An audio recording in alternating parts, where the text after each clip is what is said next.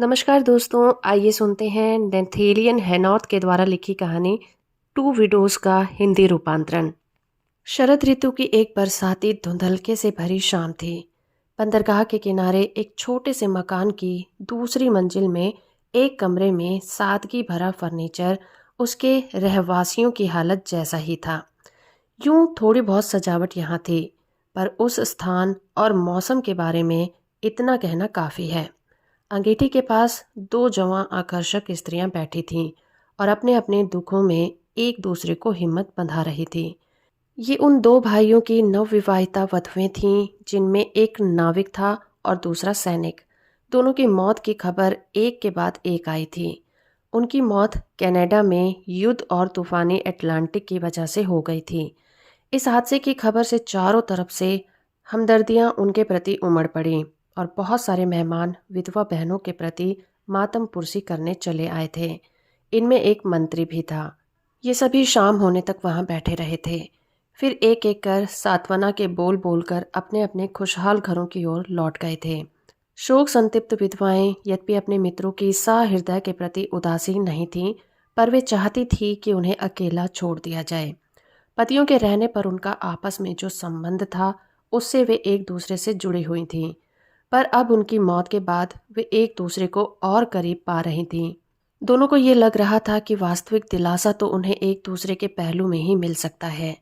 उन्होंने एक दूसरे के मन को समझा और निःशब्द रोती रहीं। इस तरह घंटे भर तक रो लेने के बाद उनमें से एक बहन, जो मृदु शांत स्वभाव की होते हुए भी कमजोर नहीं थी और धर्मपरायण भी थी, उसे सहसा त्याग और सहनशीलता के उन गुणों का स्मरण हो आया जो धार्मिक शिक्षा से उसे मिले थे। उसे लगा विपदा चाहे जैसी भी हो, उन्हें जीवन तो जीना ही होगा। अंगीठी के सामने तिपाही रखकर उसने जैसे तैसे दो कौर हलक के नीचे उतारे और अपनी बहन के पास जा बैठी। बहन, तुमने तो कुछ खाया ही नहीं, वो हाथ थामकर बोली। अब जैसा भी जीवन है, बस उसमें ईश्वर की कृपा बनी रहे। उसकी देवरानी ज्यादा संवेदनशील और चिड़चिड़ी हो उठी थी। अब तक वह लगातार फूट फूट कर रोती रही थी। मैरी के शब्दों से वो एकदम विचलित हो गई, मानो उसके घाव को कुरेद दिया गया हो।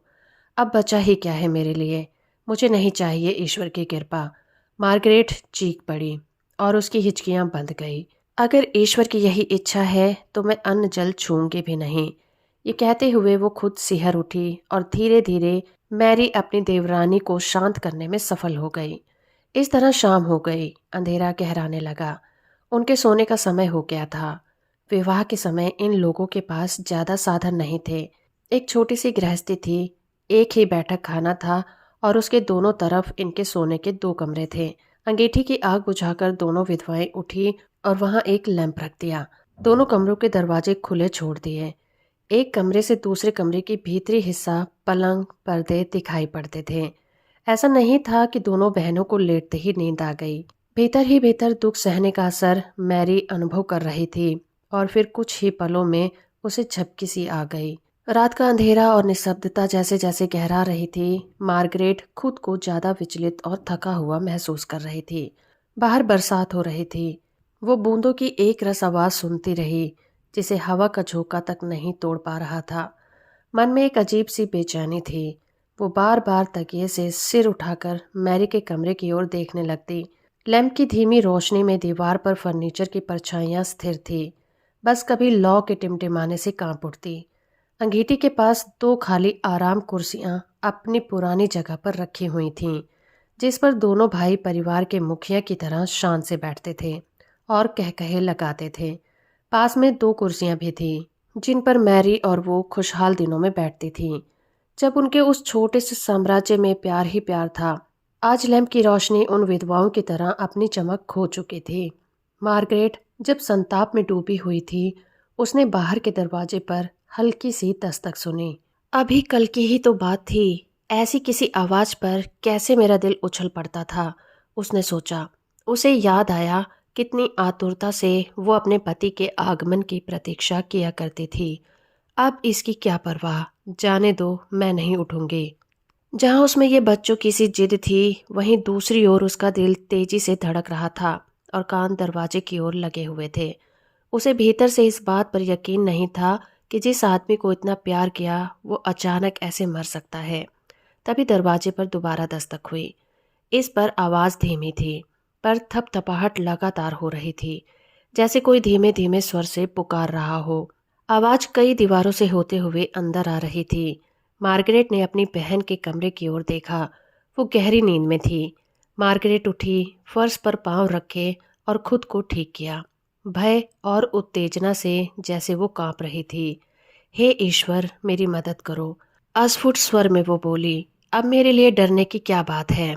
फिर भी मैं पहले से कहीं ज़्यादा भयभीत क्यों हूँ? अंगीठी से लैंप उठाकर वो तेजी से खिड़की के पास आई और नीचे गली में झांका।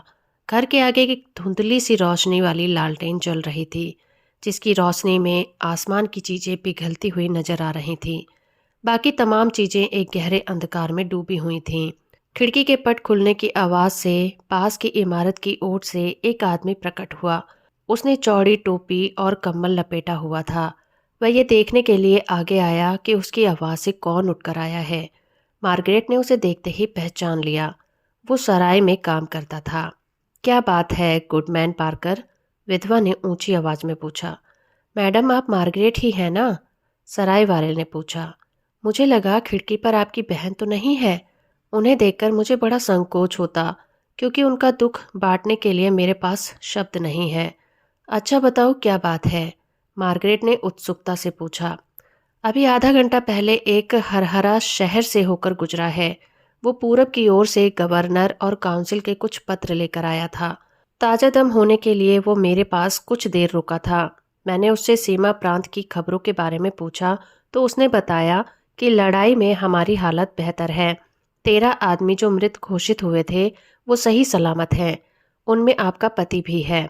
उसे फ्रांसीसी और इंडियन को वहाँ से प्रांतीय जेल में लाने का काम भी सौंपा गया है। मुझे भरोसा था कि ये खबर सुनकर आप खुश हो जाएंगी, इसीलिए मैं इतनी रात गए आपके आराम में खलल डालने चला आया। शुभ रात्रि।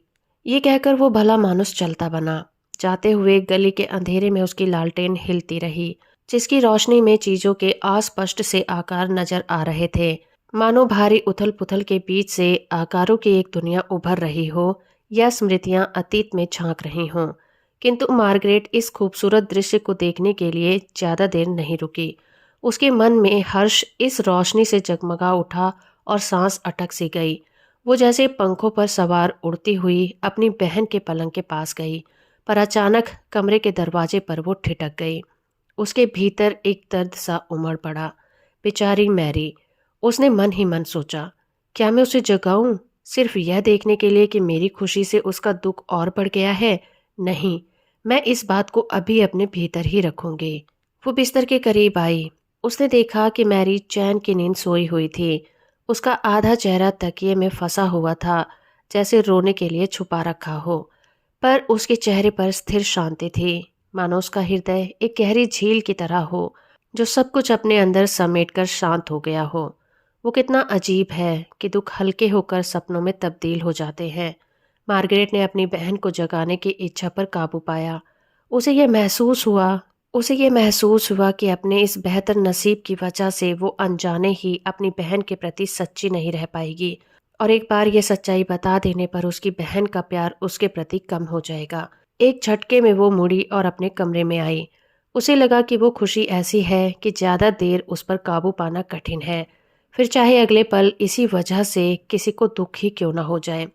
उसके मन में तमाम खुशनुमा विचार उमड़ रहे थे, जिन्हें धीरे धीरे नींद ने चुरा लिया और उन्हें सपनों में बदल डाला। सपने कहीं अधिक खुशनुमा और ज्यादा उद्दाम थे, जैसे सर्दियों में खिड़की के शीशे पर छोड़ी गई गहरी सांस से कोई अजीबोगरीब सा नक्शा बन जाया करता है। रात काफी ढल चुकी थी। मैरी अचानक हड़बड़ाकर उठी। उसने एक बहुत ही अजीब स्वप्न देखा था, जो अवास्तविक था। उसे बस इतना ही याद था कि एक बहुत रोचक मोड़ पर उसकी नींद खुल गई थी। थोड़ी देर तक नींद सुबह के कुहासे की तरह उस पर हावी रही, जिसमें वो अपनी स्थिति की असलियत को समझ नहीं पा रही थी। नीम बेहोशी में उसने जोर जोर से थपथपाने की 2-3 बार आवाज सुनी। पहले उसे लगा कि कोई खास बात नहीं है, फिर ऐसा महसूस हुआ जैसे इससे उसका कोई लेना देना नहीं है। आखिर उसने पाया कि कोई आवाज दे रहा है और यह उसी के लिए है। इसी क्षण उसे सब कुछ याद आने लगा। नींद की खुमारी अब उसके शोकमग्न चेहरे से छटने लगी। जैसे ही उसने आंखें खोली, कमरे की चीजें मध्यम रोशनी में साफ दिखाई देने लगी। बाहर के दरवाजे पर फिर किसी ने जोर से पुकारा था। मैरी ने इस आशंका से कि बहन जग न जाए, जल्दी से शॉल लपेटा और खिड़की की ओर लपटी। संयोग से सिटकनी पहले से खुली हुई थी। कौन है? मैरी ने कांपते हुए नीचे झांककर पूछा। तूफान थम चुका था। वो चितरे हुए बादलों के बीच से झांक रहा था। नीचे मकान नमी में स्याह पड़ गए थे। खिड़की के नीचे एक आदमी नाविक की वर्दी में खड़ा था। वो पानी से पूरी तरह तरबतर था, मानो समुद्र की गहराई से अभी अभी निकलकर आया हो। मैरी ने उसे पहचान लिया। ये वही था जो समुद्र तट से छोटी छोटी यात्राएं करके अपनी जीविका चलाता था। मैरी को यह भी याद था कि विवाह से पहले इस आदमी ने प्रेम निवेदन किया था, जिसे मैरी ने अस्वीकार कर दिया था। क्या बात है स्टीफन, तुम इस वक्त यहाँ कैसे? उसने पूछा। अरे बस खुश हो जाओ मैरी, मैं तुम्हारे लिए बढ़िया खबर लाया हूँ, विफल प्रेमी बोला। तुम्हें पता है, 10 मिनट पहले ही मैं घर लौटा और माँ ने सबसे पहले मुझे तुम्हारे पति के बारे में बताया। माँ से बिना एक शब्द कहे मैंने अपना हैट उठाया और तुम्हारे घर की ओर दौड़ता चला आया। मैरी, मैं तुमसे बात किए बगैर एक पल के लिए भी सो नहीं सकता था। आखिर हमारा पुराना रिश्ता भी तो है। ओह स्टीफन, मैं तो तुम्हें अच्छा आदमी समझती थी। विधवा के चेहरे पर आंसू ढुलक पड़े। वो खिड़की बंद करने लगी। अरे रुको मैरी, पहले मेरी बात तो सुनो, नौजवान नाविक चिल्लाया। मैंने कल शाम पुराने इंग्लैंड से आते हुए एक नाव देखी थी। तुम जानती हो नाव की छत पर मैंने किसे देखा? हाँ, 5 महीने पहले जैसा देखा था उससे थोड़ा दुबला जरूर लग रहा था। मैरी खिड़की से झांकती रही, कुछ बोल नहीं पाई। अरे यह तुम्हारा पति ही तो था, वो भले दिल वाला नाविक बोला। तुम्हारे पति और उसके 3 साथियों ने नाव के उलटने पर डांट की सहायता से अपने आप को बचा लिया था। हवा ऐसे ही बहती रही तो उसकी नाव सुबह का उजाला होने तक यहाँ आ लगेगी। मैंने सोचा तुम्हें ये बात बताकर खुश कर दूं। अच्छा, शुभ रात्रि। स्टीफन मुड़ा और तेज कदमों से दौड़ गया। मैरी देर तक उसे अविश्वास से देखती रही। समझ नहीं पा रही थी कि इस बात को सच माने या फिर झूठ। धीरे धीरे विश्वास की ताकत उसके भीतर उमड़ने लगी। उसके मन में सबसे पहले यही इच्छा जागी कि बहन को तुरंत जगाकर अभी अभी मिली इस खबर को सुनाए। कमरे का दरवाजा जाने कब बंद हो गया था। उसने दरवाजा खोला और पलंग के निकट आई। वो सोती हुई बहन के कंधे पर हाथ रखना ही चाहती थी कि तभी उसे ख्याल आया कि मार्गरेट जागते ही मृत्यु और शोक की भावना से भर उठेगी और उसकी खुशी की तुलना में अपने दुखों के बारे में सोचकर कड़वाहट से भर जाएगी। उसने देखा लैंप की रोशनी शोकमग्न बेसुध शरीर पर पड़ रही थी। मार्गरेट अशांत निद्रा में थी। उसके कपड़े अस्त व्यस्त थे। उसके खूबसूरत गाल पर लालिमा थी। एक सजीव सी मुस्कुराहट से उसके होठ आधे खुले हुए थे, जिसमें खुशी का भाव प्रकट हो रहा था। हालांकि उसकी पलकें मूंदी हुई थीं, फिर भी उसके चेहरे से खुशी जैसे फूट पड़ना चाहती थी। मेरी बदनसीब बहन, जल्दी ही तुम्हारा ये सुंदर सपना टूट जाएगा, मैरी ने सोचा। लौटने से पहले उसने लैंप बुझा दिया और चादर मार्गरेट को उड़ाने लगी कि ठंडी हवा से वो जग न जाए। किंतु मार्गरेट की गर्दन के पास उसका हाथ कांप उठा। एक आंसू उसके गाल पर टपक पड़ा। इसी क्षण मार्गरेट की नींद भी खुल गई। तो दोस्तों, अभी आप सुन रहे थे नेथेनियल हथॉर्न के द्वारा लिखी कहानी दो विधवाएं। उम्मीद करती हूँ ये कहानी और मेरा प्रयास आपको अच्छा लगा होगा। वीडियो को लाइक और चैनल को सब्सक्राइब करना बिल्कुल मत भूलिएगा।